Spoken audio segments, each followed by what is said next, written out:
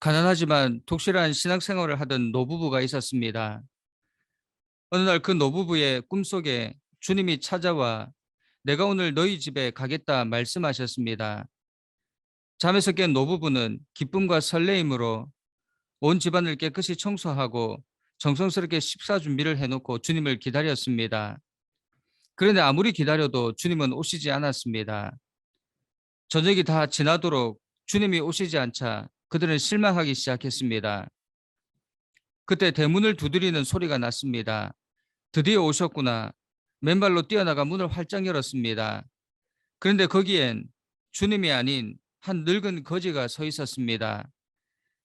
실망한 그들에게 거지가 말했습니다. 배가 고파 죽을 지경입니다. 무엇이든지 먹을 것이 있으면 좀 주십시오. 잠시 후 음식을 배불리 먹은 늙은 거지가 감사하다는 말을 남긴 채 떠났고 다시 대문을 두드리는 소리가 났습니다. 이번에 진짜 주님이겠지. 노부부는 서둘러 문을 열었습니다. 그런데 이번에는 굶주린 지친 거지 소년이 서 있었습니다. 그들은 소년을 안으로 불러들여 음식을 먹인 후 옷까지 주어서 돌려보냈습니다. 그날 밤이 늦도록 노부부는 주님을 기다렸지만 주님은 끝내 오시지 않았습니다.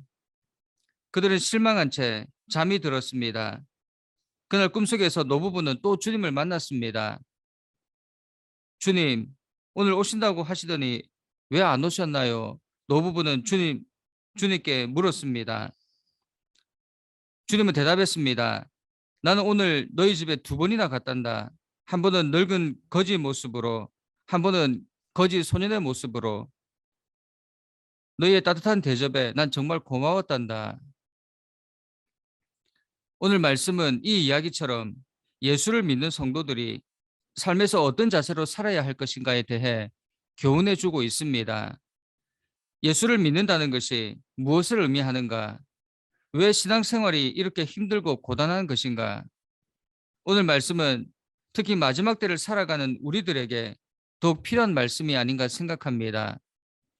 오늘 말씀을 통해 우리가 살펴보아야 할 것은 먼저 마지막 때가 가까울수록 서로 사랑하기에 힘써야 한다는 것입니다. 형제와 자매를 사랑하지 않는 것은 거짓된 신앙이라 성경은 누누이 강조하고 있습니다. 마지막 때에 징조에 대해 기록하고 있는 마태복음 24장을 보면 이렇게 말씀하고 있습니다. 불법이 성함으로 많은 사람의 사랑이 식어지리라. 여러분, 말세가 가까웠는지 알고 싶으시죠? 그러면 주위를 보십시오. 그리고 사람들의 사랑이 어느 정도인지 살펴보십시오. 그러면 우리가 지금 어디쯤인지 판단할 수 있을 것입니다. 오늘 1절을 보면 형제 사랑하기를 계속하라 말씀합니다. 여기서 말하는 형제란 피를 나눈 형제가 아니라 좁게는 그리스도 안에서 같은 하나님의 자녀된 믿음의 형제들, 넓게는 하나님께서 창조하신 피조물인 세상 모든 사람들을 가리키는 것입니다. 우리가 가까이 있는 믿음의 형제들을 사랑하지 못하는데 어찌 세상 모든 사람들을 사랑할 수 있겠습니까? 중요한 것은 누구를 사랑하느냐가 아니라 우리가 성도라면 누구라도 사랑해야 한다는 것입니다. 1절을 보면 누구를이 아닌 사랑해야 한다는 것을 강조하고 있습니다. 그렇다면 우리가 1차적으로 사랑해야 할 대상이 누구입니까? 당연히 가까이에 있는 사람들입니다. 가족과 이웃, 특히 우리가 믿음의 사람들이라면 함께 신앙생활을 하는 믿음의 형제와 자매를 사랑해야 합니다. 왜 우리는 믿음의 형제와 자매를 사랑해야 하는가? 마태복음에 보면 너희는 다 형제니라. 땅에 있는 자를 아버지라 하지 말라. 너희 아버지는 한 분이시니 곧 하늘에 계신 이시니라.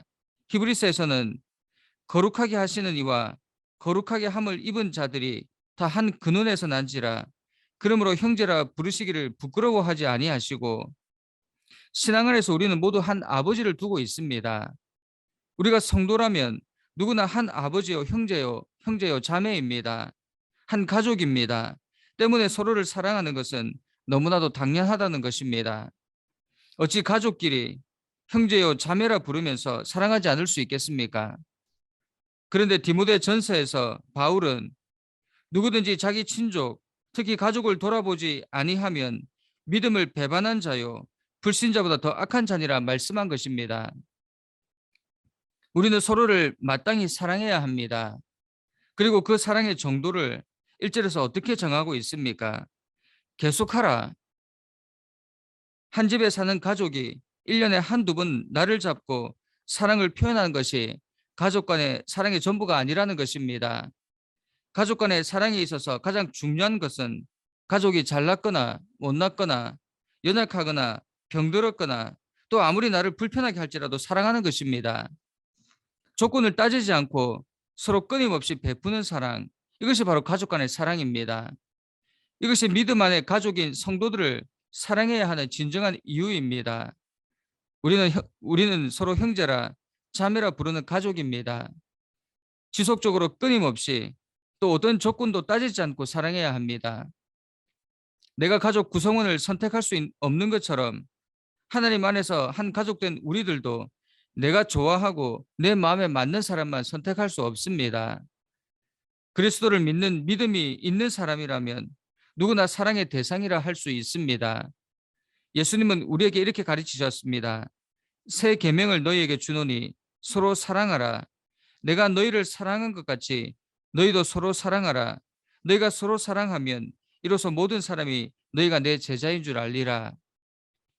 그 사랑이 행동으로 나타난 것이 바로 2절 말씀입니다. 손님을 후히 대접하는 것입니다. 우리 믿음의 조상들에게 나타나는 공통적인 행동이 바로 손님을 후히 대접했다는 것입니다. 믿음의 조상으로 대표되는 아브라함이 손님을 대접하다가 천사를 대접한 사실을 성경은 기록하고 있습니다. 나그네를 사랑하며 손님 대접하기를 힘쓰라는 말씀은 이미 구약 율법에 규정되어 있는 덕목입니다. 레위기에서 하나님은 무엇이라 말씀합니까? 너희와 함께 있는 거류민을 너희 중에서 나은 자같이 여기며 자기같이 사랑하라. 너희도 애굽 땅에서 거류민이 되었느니라. 고대 사회에서는 나그네나 손님을 잘 대접하는 것이 미풍양속이었습니다.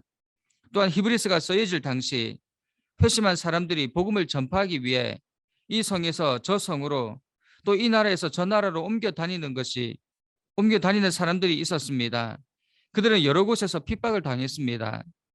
그들은 잠깐 동안이라도 평안히 머무를 수 있는 곳이 필요했습니다. 그래서 나그네를 대접하는 것은 신자들 상호 간에 아주 중요한 의무로 자리 잡게 된 것입니다. 하지만 나그네 대접이 고대나 박해 시대에만 적용되는 말씀이 아니라 오늘 성도들의 의무라는 것입니다. 이 의무는 오늘날에도 여전히 유효하다는 것입니다. 나그네를 후히 대접하는 것은 내 이웃을 내 몸과 같이 사랑하라는 주님의 명령을 실천하는 가장 작은 부분이기 때문입니다. 여러분, 마지막 때가 가까울수록 가장 먼저 나타나는 큰 특징은 사랑이 식어진다는 것입니다. 나밖에 모릅니다. 나만 편하면 됩니다. 다른 사람, 가족과 이웃이 불편해도 나만 잘 먹고 잘 살면 개의치 않습니다. 이것은 성도로서 잘못된 길을 가는 것입니다. 우리가 성도라면 오늘 말씀처럼 사랑해야 합니다. 어떻게? 끊임없이. 그럴 때 세상 사람들이 우리가 주님의 제자인 줄 알게 될 것입니다. 두 번째로, 마지막 때가 가까울수록 돈을 사랑하지 말아야 합니다. 있는 것으로 족한 줄 알고 탐심을 버려야 합니다. 모든 불행의 근원이 돈을 사랑함에 있습니다. 요즘 영화를 보면 얼마나 잔인한지 모릅니다. 그런데 그 속을 들여다보면 모든 것이 돈과 관련이 있습니다. 돈이 이 세상을 지배합니다. 그것 때문에 사람을 죽이고 불법을 행하고 이웃을 배신합니다. 그래서 성경은 돈을 사랑하는 것이 일반하게 뿌리라 말씀합니다. 오늘 말씀에서도 돈을 사랑하지 말고 있는 바를 족한 줄로 알라 이야기합니다. 성경은 돈에 대해 애매하게 기록하지 않습니다. 아주 명확하고 분명합니다. 이것을 이해하지 못할 사람은 없을 것입니다. 그런데 성도들 중에 얼마나 많은 사람들이 돈을 사랑하다 멸망하게 되었습니까? 탐심, 돈을 사랑하는 것, 이것을 악이라 규정합니다. 물론 돈이나 물질은 그 자체로 나쁜 것이 아닙니다. 그것을 잘 사용할 때 우리에게 유익이 됩니다.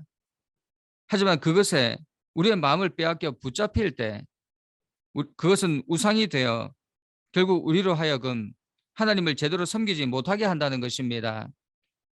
우리는 10계명 중 안식일을 거룩하게 지키라는 계명을 잘 알고 있습니다. 그런데 이 계명을 잘 지키지 못하는 것도 바로 돈 때문입니다.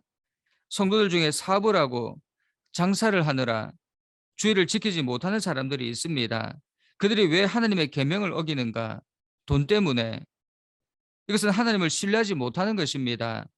6일 동안 열심히 일하라 시간을 주셨습니다. 그리고 단 하루만 여러분뿐만 아니라 여러분과 관계된 모든 사람들이 안식일을 지킬 수 있도록 배려해 주라 말씀하셨습니다. 이것이 안식일을 온전하게 지키는 것입니다. 그런데 나는 안식일을 지키면서 다른 사람은 안식일을 지키지 못하게 했다면 그는 안식일을 범한 것입니다. 왜 안식일에도 쉬지 못하고 일하는 것입니까? 하나님보다 돈을 사랑하기 때문에. 그 결과 하나님이 아닌 돈을 섬기게 되는 것입니다. 바울은 돈을 사랑함이 일만하게 뿌리가 되나니 이것을 사모하는 자들이 미혹을 받아 믿음에서 떠나 많은 근심으로 자기를 찔렀다 경고합니다. 그렇다면 우리는 어떠한 마음 자세가 필요한 것일까? 돈이나 물질이 그 자체로 나쁜 것이 아님에도 우리는 그것들을 멀리해야 한다면 도대체 우리가 어떤 자세로 이것들을 대해야 할까요? 본문은 그것에 대해 아주 명확한 방법을 제시해주고 있습니다. 곧 있는 바를 족한 줄로 알라는 것입니다. 우리는 현재 있는 것으로 만족할 줄 알아야 합니다. 바울은 이미 이 방법으로 살았던 사람입니다. 그가 빌립보 성도들에게 이렇게 고백합니다. 어떤 형편에든지 내가 자족하기를 배웠노니 내가 비천에 처할 줄도 알고 풍부에 처할 줄도 알아 모든 일에 배부르며 배고픔과 풍부와 궁핍에도 일체의 비결을 배웠노라. 저도 감히 말할 수 있는 것은 바울의 이 말씀대로 저도 살고 있다는 것입니다. 저도 어떤 형편에든지 자족하는 것을 배웠습니다. 저희 아내와 아이들도 이 훈련이 되어 있으면 먹고 없으면 안 먹고 어느 날 돈이 들어오면 그러면 장을 봅니다. 그리고 돈이 들어오지 않으면 장을 보러 가지 않습니다. 너무 쉽습니다. 이것이 자족이구나.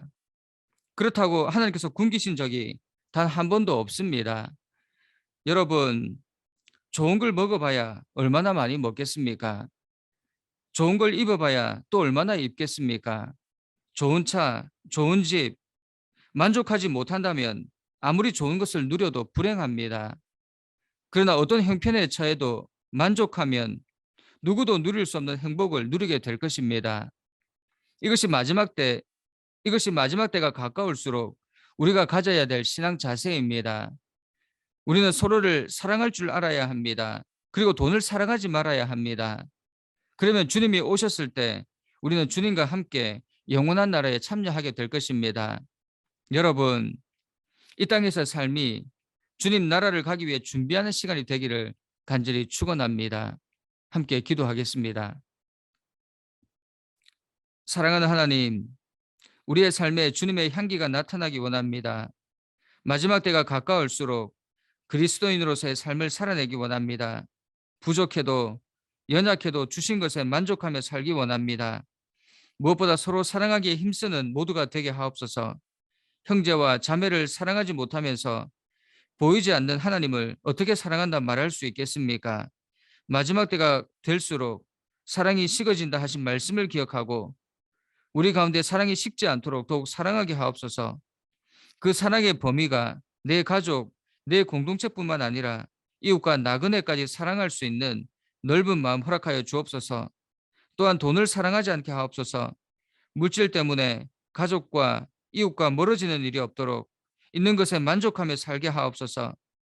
물질 때문에 하나님의 계명을 어기는 일이 없도록 우리의 삶을 주님 친히 인도하여 주옵소서.